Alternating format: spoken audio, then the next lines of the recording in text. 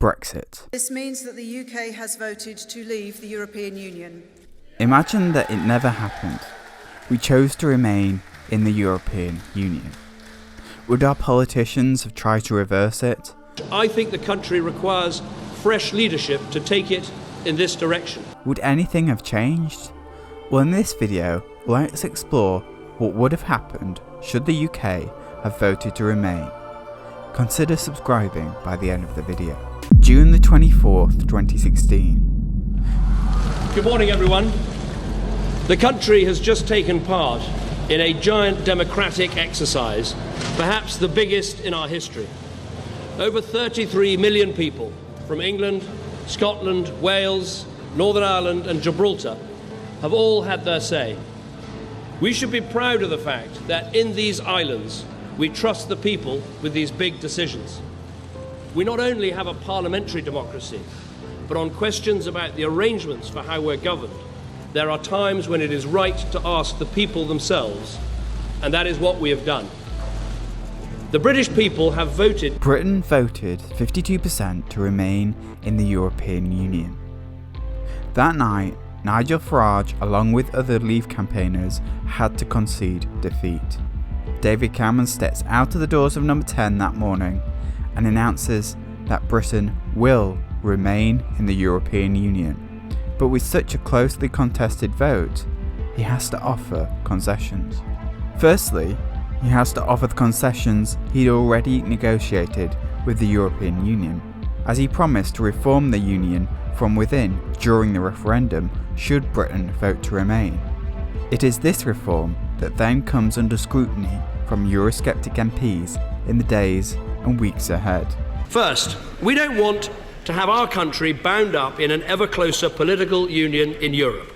We are a proud and independent nation with proud, independent, democratic institutions that has served us well over the centuries. For us, Europe is about working together to advance our shared prosperity and our shared security. It's not about being sucked into some kind of European superstate, not now, not ever. Cameron wanted to opt Britain out of EU's ambition to ever closer union, and he got a commitment to be written into the EU's treaties. He also negotiated the inclusion of a red card mechanism where if 55% of national parliaments agree, they could effectively block or veto an EU Commission proposal. However, the pressure for Cameron to uphold his 2010 manifesto commitment to change the EU's Working Hours Directive increases. Cameron wanted to ensure EU migrants had to stay 4 years before claiming tax credits or child benefits. Now, fourth, we want to deal with the pressures of immigration which have become too great. Of course, we need to do more to control migration from outside the European Union. We are doing that, and we will be announcing more measures on that front. But we need to control migration from within the EU too. Now, the draft texts represent the strongest package we've ever had on tackling the abuse of free movement and closing down the backdoor routes to Britain. It includes greater freedoms for Britain to act against fraud and prevent those who pose a genuine and serious threat from coming to this country. It includes a new law to overturn a decision by the European Court, which has allowed thousands of illegal migrants to marry other EU nationals and acquire the right to stay in our country. And it has been a source of perpetual frustration that we can't impose our own immigration rules on third country nationals coming from the European Union.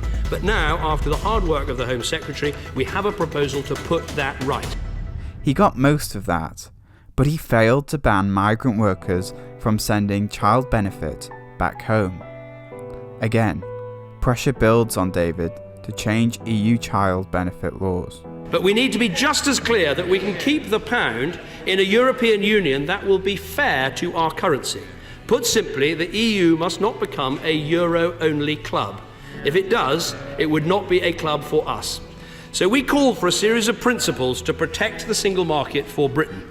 We said there must be no discrimination against the pound, no disadvantage for businesses that use our currency wherever they're located in the EU, and no option for Britain ever again to be forced to bail out Eurozone countries.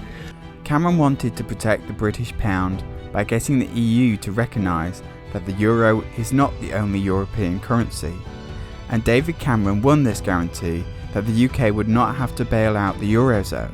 But the French wanted to underline that Britain would not win any exceptions to the rules of the EU, particularly in relation to regulation in the city. Come the next financial crisis, this would cause huge political tensions between the two nations. David Cameron wanted to reduce regulations on businesses. This was what the EU offered the most prior to the referendum, and this would then go on to become one of the key selling points for the Conservatives in the 2020 election. And I've always said that the best answers to those questions can be found within a reformed European Union. But let me say again, if we can't secure these changes, I rule nothing out. The scandal over the Leave campaign funding comes out and forces Nigel Farage to quit UKIP. I came into politics from business because I believed that this nation should be self-governing. I have never been, and I've never wanted to be, a career politician.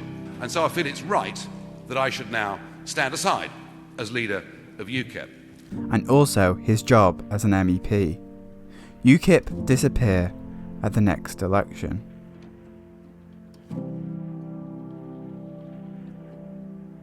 Labour, meanwhile, do not face an immediate leadership challenge and instead go on to oppose the government in the normal way.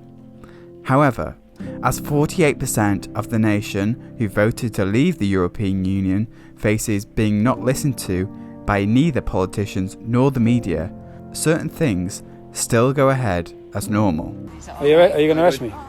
My colleague is going to explain what's going to happen next, right? Am I being arrested? I am being arrested. Causing a breach of peace. I've caused a breach of peace. I'm being arrested. But the content of what you're streaming. The content of what I'm streaming, I'm being arrested for breach of the peace. I'm being arrested for breach of the peace. You've all watched this. You've all watched this. You've all watched this. You've all watched this. Can you get me a solicitor? Can you get me a solicitor? Tommy Robinson still gets arrested for filming outside a court, leading to a rise in far-right support. The anti-Semitism scandal in the Labour Party still happens. Windrush, Grenfell, the royal wedding all lead to a sense that people at the top matter more than the people at the bottom. And as Trump takes office in America and the far-right rise throughout Europe, Britain faces a surge in anti-globalist populism. Today, we exposed the BBC with thousands of people outside their offices in Manchester.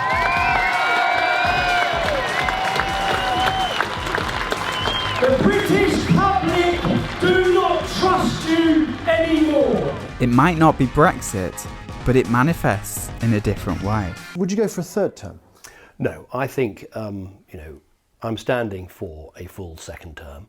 I'm not saying all Prime Ministers necessarily definitely go mad, or even go mad at the same rate. But I think, I feel I've got more to bring to this job. I think the job is half done. The economy's turned around, the deficit's half down. I want to finish the job. Come the election in 2020, Cameron and the Tories would likely face defeat, as they failed to deliver on their manifesto commitment of reforming the EU from within. The third parties would struggle in times when a second referendum could not be taken up as their policy, and so Labour would gain the support of a majority from the left. As for the right, well, they would form against a new policy such as terrorism, grooming gangs or free speech. The SNP would lose their standing ever more so in Scotland, and Northern Irish politics, as always, can be ignored. Britain chose to remain in the European Union, and it would be unlikely to hold a referendum on leaving again, but remaining in the European Union might not be as comfortable as you'd expect. Some people have talked about a second referendum a few years later. I don't think that. Look, this is the vote. There's no second vote. This is the vote. This is the crucial decision of our lifetimes. Do we stay in the European Union, a reformed European Union, or do we leave? And so I think anyone and you have another chance to negotiate. I think anyone who votes out on the assumption that a year or two later you can have another vote to vote back in, I think is being unrealistic about the nature of the choice. And I think it's really important the British people focus on the fact this is the once in a lifetime decision.